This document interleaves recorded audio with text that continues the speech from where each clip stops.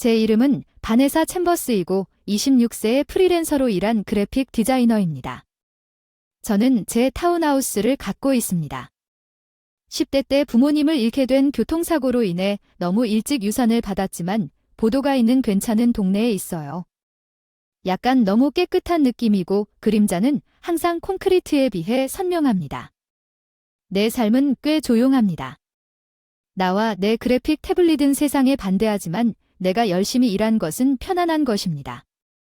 다니엘이 자연스러운 결함처럼 삶에 들어왔습니다.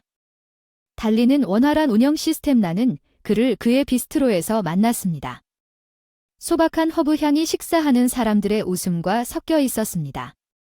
그는 요리 예술가였고 나는 그의 창의성을 발견했습니다. 마치 내가 시각적인 부분을 다루는 동안 그가 맛을 그리는 것처럼 마치 그가 맛을 그리는 것 같았습니다.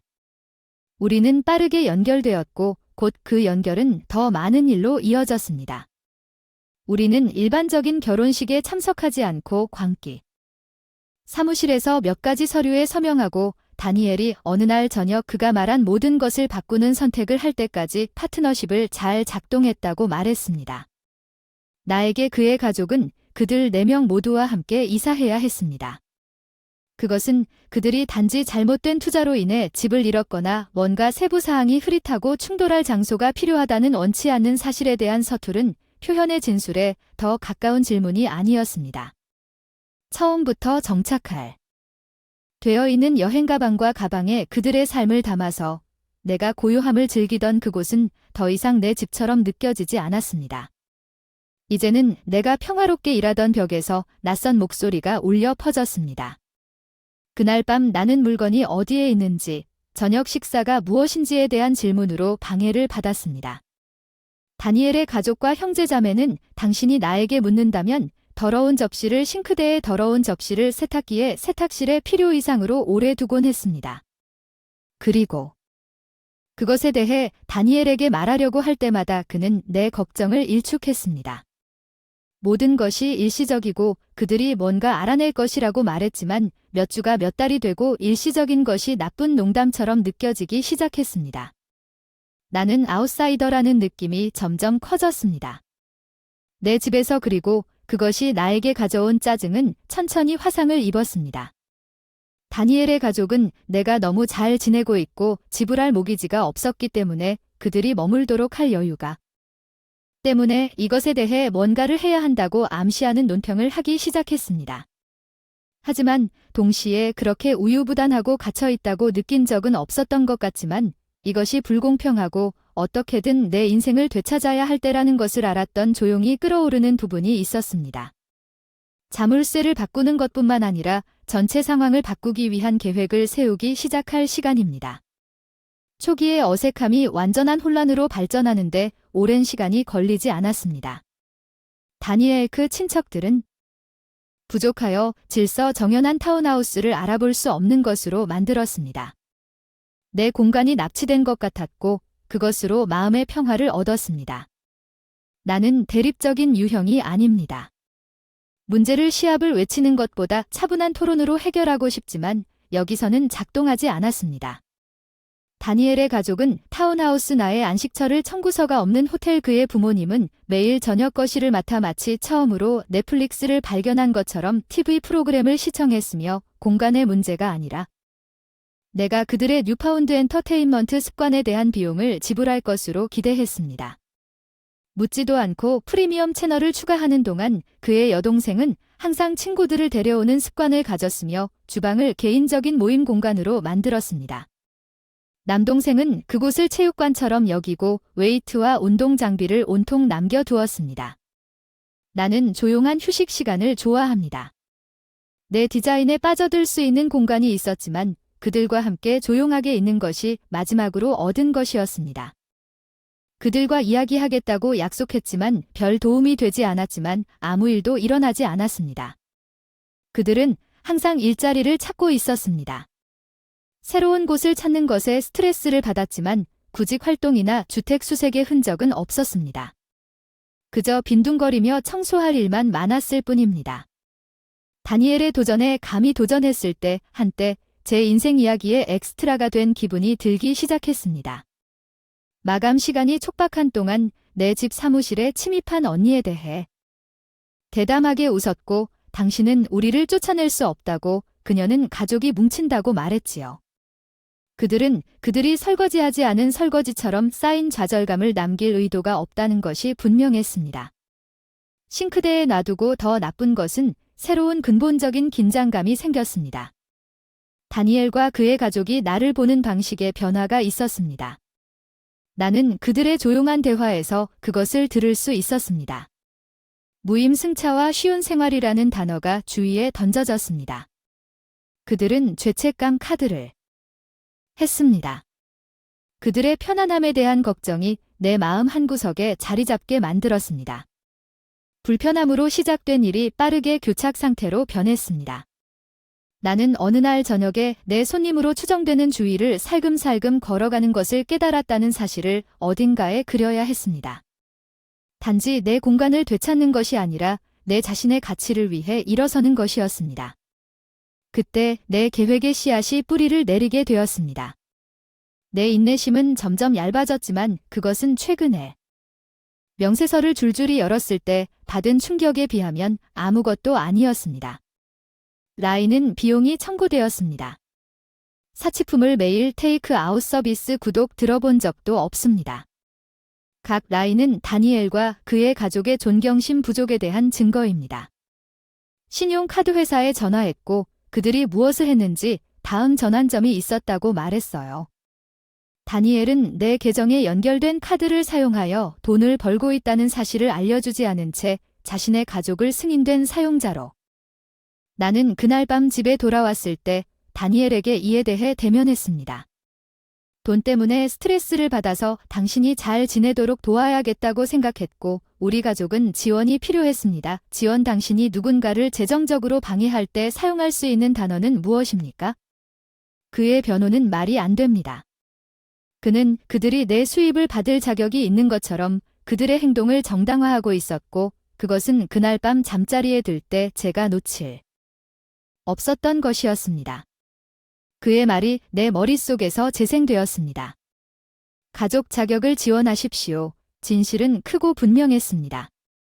가족 지원에 관한 것이 아니라 통제에 관한 것이었습니다. 다니엘과 그의 친척들은 죄책감과 재정적 의존을 사용하여 내 삶에 스스로를 고정시키려고 노력했고 최악의 부분은 잠시 동안 그 죄책감을 느꼈지만 어둠 속에 누워서 쳐다보고 있다는 것입니다. 내가 나 자신에게 맹세한 천장 이것은 내 삶이었고 내 집이자 내가 힘들게 생계였습니다. 다니엘도 아니고 그의 가족도 그 누구도 그것을 주장할 권리가 없었습니다. 더 이상 그들을 내보내는 것이 아니라 이것은 썰정에 관한 것이었습니다. 맞다 나는 이 침략을 끝내고 이런 일이 다시는 일어나지 않도록 해야 했고 그런 일이 일어나기 위해서는 다니엘과 그의 가족이 내 집에서뿐만 아니라 내 삶에서도 떠나야 했다. 타운하우스는 집이라기보다는 다니엘의 가족 드라마를 위한 무대처럼 느껴졌지만 진짜 최고는 내 신뢰를 금전적으로 남용하고 있다는 사실을 알게 된 것이었습니다. 신용카드 실패로 인해 눈이 떠졌고 더 이상 이 일을 놔둘 수 없다는 것을 알았습니다. 내 집은 순서대로 대결을 생각하는 것만으로도 가슴이 뛰었지만 이것은 내 것을 되찾는 것이었습니다. 다니엘이 퇴근하기를 기다렸다가 마침내 아무렇지도 않게 문을 통과했을 때 내 머릿속에서 몇 번이고 말을 연습했습니다. 그 사람이 그 집을 소유한 것처럼. 준비가 됐고 얘기해야 한다고 급하게 말했지. 나나 내 가족 중 하나야. 그들은 더 이상 여기에 머물 수 없어. 다니엘의 반응은 충격과 짜증이 섞인 반응이었어. 내 안에 들어온 것들은 아무것도 하지 않아. 우리는 힘든 시간을 보내고 있는 중이지만 난 꼼짝도 하지 않을 거야. 다니엘은 더 이상 주말까지 변명할 수 없어. 아니면 떠나는 건 나야. 내 목소리에 내가 알지도 못했던 뭔가가. 그것은 공허한 위협이 아니었고 나는 이미 원치 않는 손님이 내 세상을 뒤집어 놓지 않고 평화롭게 일하고 살 수 있는 새로운 장소를 찾기 시작했습니다. 다니엘은 가족관계와 책임을 언급하며 논쟁을 벌이려고 했지만 나는 더 잘 알고 있었습니다. 이제 그의 말은 또 다른 형태의 조작일 뿐이었고 나는 더 이상 그것에 속지 않았습니다. 대화는 결심으로 끝나지 않았고 우리 사이에 짙은 맴돌았습니다. 다니엘은 가족에게로 물러났고 그들이 토론하는 동안 그들의 낮은 중얼거림이 들렸습니다. 이 새로운 개발은 끝났고 선은 그어졌고 그날 밤 작은 가방을 싸면서 그들이 마감일까지 나가지 않으면 내 결심은 더욱 강해졌습니다. 다음 날 아침에 떠나는 사람은 나였습니다. 다니엘과 그의 친척들을 생각에 일찍 떠나서 타운하우스는 전쟁터처럼 느껴졌지만 나는 더 이상 방어적이지 않았습니다. 나는 책임을 맡았고 그날 저녁 내 삶의 조건을 사람이 결정하도록 내버려두면 저주받을 것입니다. 대신 돌아가십시오. 삼촌 집에서 피난처를 찾았습니다. 예전 타운하우스와 매우 유사한 또 다른 안전한 피난처를 찾았습니다. 객실에 자리를 잡으면 안도감을 느꼈습니다. 이것이 내 삶을 내 조건에 맞게 재건하기 위한 첫 번째 단계였으며 아무 일도 일어나지 않았습니다. 뒤돌아서 삼촌 집에 머물면서 저울을 뒤집는 것은 나에게 숨쉴 공간을 주었다. 일주일이 지날수록 다음 단계를 생각하고 계획해야 연립주택에 대해 생각했다. 나의 안식처는 이제 더 낯선 긴장감으로 가득 찬 이상한 곳이다. 나는 다니엘과 그의 친구를 알고 있었다. 가족은 여전히 거기에 있었지만 그들의 모퉁이에서 들려오는 침묵은 나를 불안하게 만들었습니다. 나는 다니엘에게서 어떤 타협도 나올 수 없다는 것을 깨달았습니다. 나는 굳건히 입장을 고수해야 했습니다. 내 변호사는 상황을 듣고 내 인생이 얽힌 혼란을 해결하는 데 도움을 줄 준비가 있었습니다. 신용카드를 취소하고 넥타이를 하나씩 잘라서 집으로 이사한 후 이 달갑지 않은 예측에 나를 묶었습니다.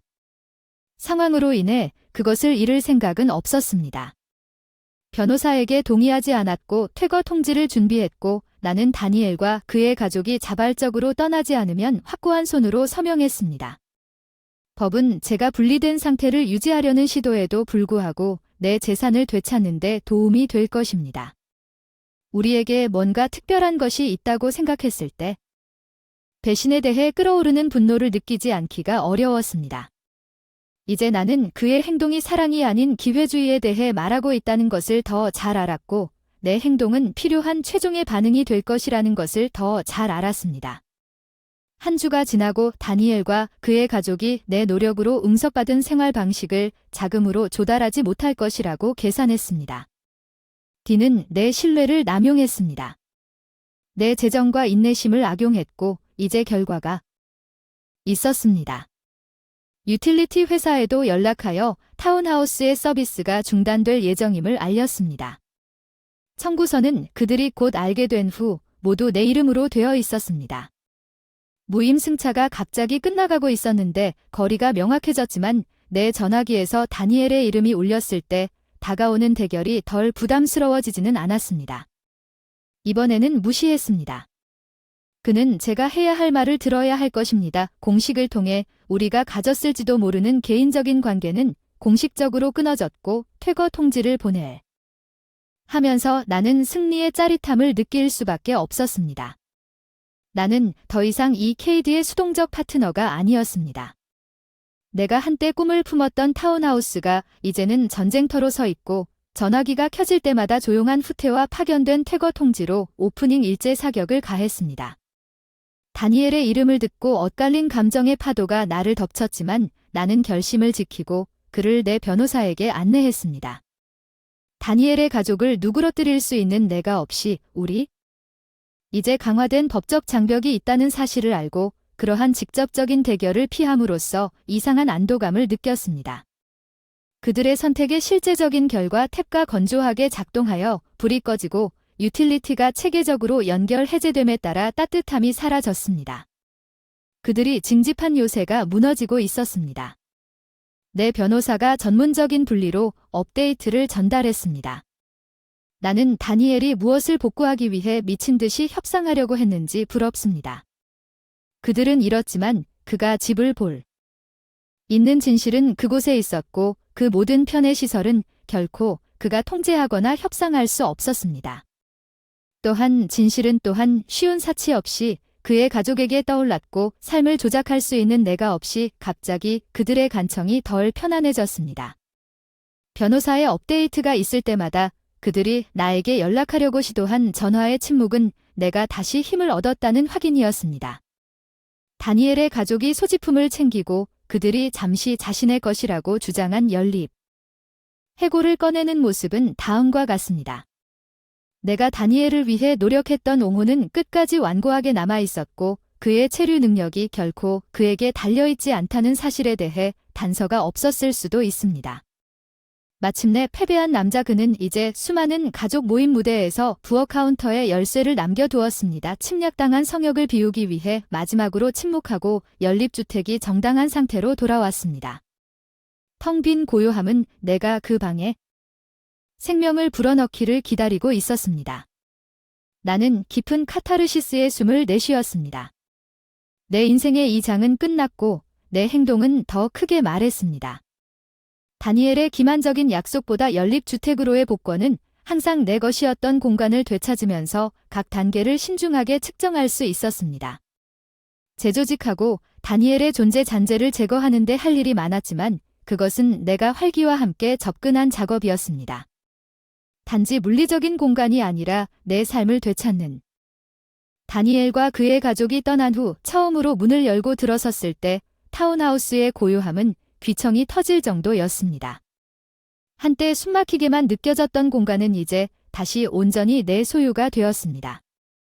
나는 자유롭게 재건하고 자유롭게 다시 시작하여 바네사가 될 수 있었습니다. 비어있는 벽과 깨끗한 표면을 들여다볼 때 공허함은 안도감이자 최근 과거를 뚜렷하게 상기시켜 주었습니다. 다른 사람을 기쁘게 하려는 시도 이제 모든 방은 새로운 시작에 반향했습니다. 나의 첫 번째 주말은 꼼꼼하게 다니엘과 그의 친척들의 흔적을 모두 제거하는 데 보냈습니다. 미래에 대한 계획 청소 중에 그들이 남긴 임의의 물건을 발견했습니다. 침대 밑에 양말 하나 찬장에 머그컵 각각의 디스커버리는 감정 없이 버려졌습니다. 나는 물리적 공간으로 한 번에 한 조각씩 내 인생에서 그들의 발자국을 지우고 있었습니다. 백지 상태로 돌아가 나 자신도 일하기 시작했다. 시련이 나를 변화시켰다. 배신이 더욱 단단하게 했다. 나는 다시는 누군가가 내 친절함을 이용하도록 두지 않겠다고 다짐했다. 나는 더욱 주의를 기울일 것이다. 원치 않는 손님으로 인한 스트레스와 혼돈 내 창의력이 새롭게 피어났습니다. 내 포트폴리오를 개편하여 새로운 고객에게 다가가고 내 프리랜서 경력이 번성하는 것을 지켜보았습니다. 그들이 나에게 불리하게 이용하려 했던 바로 그 일이 내 성공은 이제 나의 은혜를 구해주었습니다. 변호사에게 최종 결정을 맡겼습니다. 우리의 문제 해결에 대해 다니엘은 맞서 싸우려고 했지만 그가 설 수 있는 근거가 남아있지 않았습니다. 저는 우리의 법적 관계가 풀리는 것을 멀리서 지켜봤고 나는 단순한 일에서 위안을 찾았습니다. 조용한 저녁, 책을 마시며 아침을 홀짝였습니다. 창문으로 쏟아지는 햇빛 속에서 커피를 마시며 스케치하다 나는 집과 마음을 하나씩 다시 짓고 있었다. 나는 되찾은 삶에 안착하면서 다시 꿈을 꾸도록 허용했다. 복수나 괴로움이 평화와 새로운 기회의 꿈을 꾸는 동안 미래가 어떻게 될지 말할 수 없었습니다. 타운하우스를 되찾은 지 몇 주가 몇 달이 되었고 하루하루 새로워질수록 한때 외로움을 두려워했던 고독에 대한 자신감이 커졌습니다. 다니엘의 부재가 가져왔을지도 모른다는 생각은 오히려 새로운 목적의식으로 가득 차 있었습니다. 나는 종종 방을 돌아다니며 태양이 아침 햇살에 새로운 그림자를 들이우는 방식을 감상하면서 공간이 나만으로 완전하다고 느꼈던 것을, 공유했던 것을 깨달았습니다. 사랑은 이제 전적으로 내 것이었고 힘들게 얻은 지혜로 묶인 독특한 만족감을 가져왔습니다. 나는 더 이상 과거의 침입으로 인한 고통을 느끼지 않고 대신 미래에 집중했고 그것이 제시한 무한한 가능성에 집중했습니다. 내 사업은 이전보다 더 번창했고 내 삶의 경계가 다시 그려지면서 새로 찾은 평화가 나 위에 자리 잡았습니다. 나는 관대함이 천진함과 같지 않다는 이해의 경계를 설정하는 중요하다는 것을 배웠습니다. 다니엘과의 사건이 나에게 가르쳤던 이러한 교훈은 어려웠지만 이제는 내 삶을 재건하는 기둥이 되었습니다. 새로운 낭만적인 노력을 암시하는 친구가 있었지만 나는 독립에 만족했습니다. 사랑이 나를 다시 찾으려면 내가 자랑스럽게 주도한 삶을 존중하고 고양해야 한다는 것을 알고 자유를 소중히 여겼습니다. 나의 마지막 법적 의무를 마무리했습니다. 그 파트너십 사무실에 처음 들어갔던 나 자신의 모습은 오래전에 사라졌다는 것을 깨달았습니다. 자리에는 자신의 가치에 대해 확신하고 자신의 하드를 보호하는 경험으로 단련된 여성이 서 있었습니다. 내 하루를 가득 채웠던 디지털 캔버스는 이제 내 이야기의 힘이 더욱 대담해졌습니다. 고객은 내가 창밖으로 아래 세상을 바라볼 때 조용한 저녁 시간에 그 어느 때보다 더 널리 울려 퍼지는 듯한 내 디자인의 깊이와 진정성을 인식했습니다. 나는 내 여행의 진실을 이해했습니다. 그것은 단지 내 집이나 얻었습니다.